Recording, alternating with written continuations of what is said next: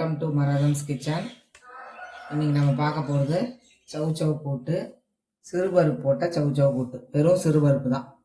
1/4 kilo சவு cut பண்ணி எடுத்து வச்சுருக்கேன். அரை தக்காளி, மீடியம் சைஸ் ஒரு பெரிய வெங்காயம் வெட்டி வச்சுருக்கேன். ஒரு 5 பல் பூண்டு சும்மா ஒரு கல்லில் அப்படி இடித்து வச்சுருக்கேன். 2 பச்சை மிளகாய், தேவைக்கு இருக்க கருவேப்பிலை, கடுகு, எண்ணெய் அதெல்லாம் நான் உங்களுக்கு காட்டுறேன். சிறுபருப்பு 25 கிராம், சும்மா ஒரு 5 நிமிஷம் ஊற வச்சுருக்கேன். ஒரே விசில் ஆஃப் பண்ணிக்கணும். இப்போ நம்ம ஸ்டவ் பற்ற வச்சுக்கலாம், செய்கிறத பார்க்கலாம். இந்த சைடு வந்து நான் கடாய் வச்சிடுறேன். பருப்பு வந்து இந்த பக்கம் வச்சிடறேன்.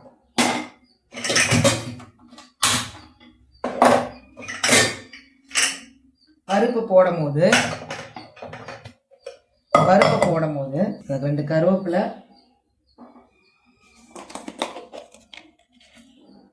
சீரகம்,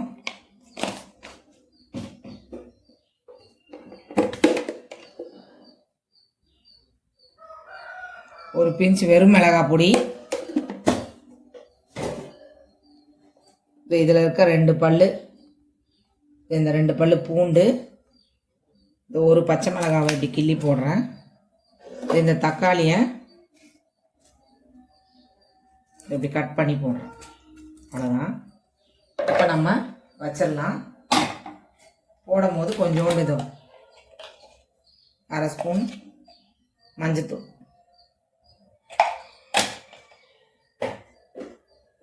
1/2 ஸ்பூன் மஞ்சத்தூள் போட்டு யூஸ் பண்ணிடலாம். ஹையில் வச்சுருக்கேன். இப்போ இந்த பக்கம் பற்ற வச்சுட்டு இப்போ கடாய் வச்சிடலாம். இங்கே கடாய் வச்சுட்டு எண்ணெய் ஊற்றலாம். கூட்டுக்கு தேவைக்கு ஏற்ப ஒரு 1.5 ஸ்பூன் எண்ணெய் ஊற்றிருக்கேன்.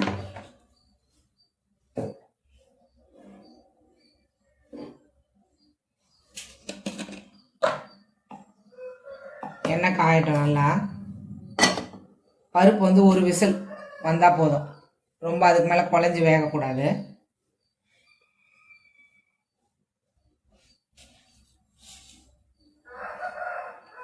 இப்போ வந்து கடுகு போட்டுக்கலாம்.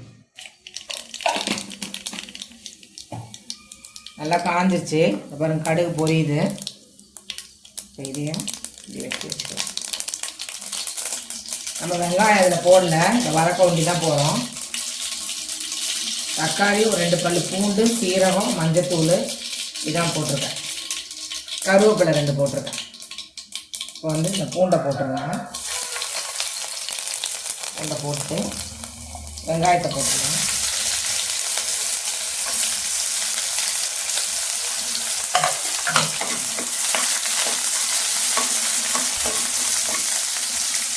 வெங்காயம் வதங்கிறதுக்கு வேண்டி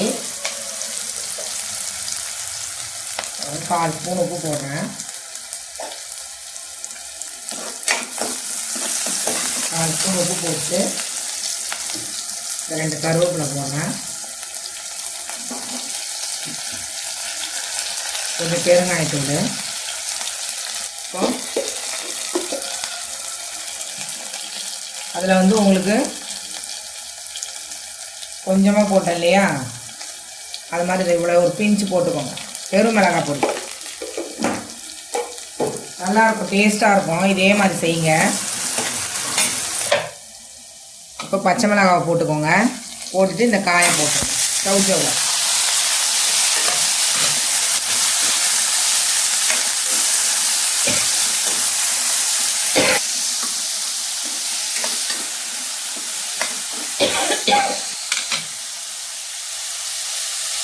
நம்ம வந்து அதில் வந்து கொஞ்சம் மஞ்சத்தூள் போட்டுக்கோங்க, 1/4 ஸ்பூனு. இதில் வந்து ஒரு பிஞ்ச் போட்டுக்கோங்க மஞ்சத்தூள். அவ்வளோதான். உப்பு வந்து டேஸ்ட் பண்ணி பார்த்துக்கோங்க. உப்பு இப்போ காய்க்கு கரெக்டாக இருக்கிற மாதிரி இருக்குது. பருப்பு கொட்டின உடனே தேவைன்னா போடுங்க, இல்லை போட தேவையில்லை. இப்போ வந்து ஒரே விசில் ஆஃப் பண்ணிட்டேன். விசில் வந்துச்சு. இப்போ பாருங்கள், தண்ணி இப்படி தெளித்த மாதிரி சும்மா 2 கை ஹைலியே வச்சுக்கோங்க. ரொம்ப ஹை இல்லை, ஓரளவுக்கு மீடியம் ஃப்ளேமு வச்சுட்டு இப்போ வந்து நான் மூட போகிறேன். சவு சீக்கிரம் வெந்துடும். இப்போ மூடிட்டு ஒரு 3 நிமிஷம். இப்போ வந்து 3 நிமிஷம் ஆயிடுச்சு. நம்ம ஓப்பன் பண்ணி பார்க்கலாம். மூடியை தள்ளி எடுத்து வச்சுக்கோங்க. பாருங்கள் நல்லா வெந்துருச்சு. பாருங்கள் வெந்துருச்சு எல்லாமே. ஏன்னா நல்லா பிஞ்சு காயாக வாங்கி செய்யுங்க, நல்லா டேஸ்ட்டாக இருக்கும். இப்போ வந்து ரொம்ப நான் மீடியம் ஃப்ளேமில் வச்சுக்கிறேன். குக்கரில் விசில் போயிடுச்சு. இதை பாருங்கள் எவ்வளோண்டு தண்ணி ஊற்றுன பாருங்கள், அந்த தண்ணி கூட இல்லை. இந்த மாதிரி தான் ஊற்றி வச்சுக்கோங்க. கொஞ்சமாக 25 கிராம் பருப்பு போட்டுக்கோங்க, அதுவே போதும். ஆனால் வெறும் சிறு பருப்பில் செய்யுங்க.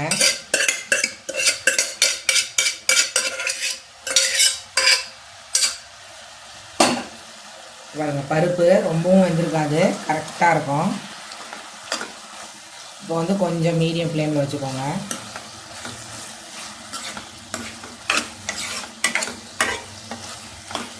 காரம் வந்து அந்த பச்சை மிளகாய் தான். அப்புறமா அந்த ஒரு 1/4 ஸ்பூன் வெறும் மிளகாய் பொடி, அப்புறமா ஒரு பிஞ்சு போட்டோம் இல்லையா காய் வேக வைக்கும் போது தான், அதுதான். சும்மா ரொம்ப தலை இருக்கும் பாருங்கள் கூட்டு, அந்த மாதிரி கூட இருக்காது. இது அப்படியே ஒரு கட்டி ஒரு மாதிரி ரொம்ப கெட்டியான பக்குவத்தில் இருக்கும் இந்த கூட்டு. ஆனால் இந்த அளவுக்கு செஞ்சிங்கன்னா நல்லாயிருக்கும். இப்போ ரசத்துக்கு, சாம்பாருக்கு, எல்லாத்துக்கும் நம்ம சாப்பிட்டுக்கலாம். இப்போ இந்த ஸ்டேஜில் நீங்கள் டேஸ்ட் பண்ணி பார்த்துக்கோங்க. நான் ஏன்னா உப்பு போடல, அந்த உப்பு தான். இப்போ பார்த்தீங்கன்னா பருப்பு போட்டோன்னே உப்பு இல்லை.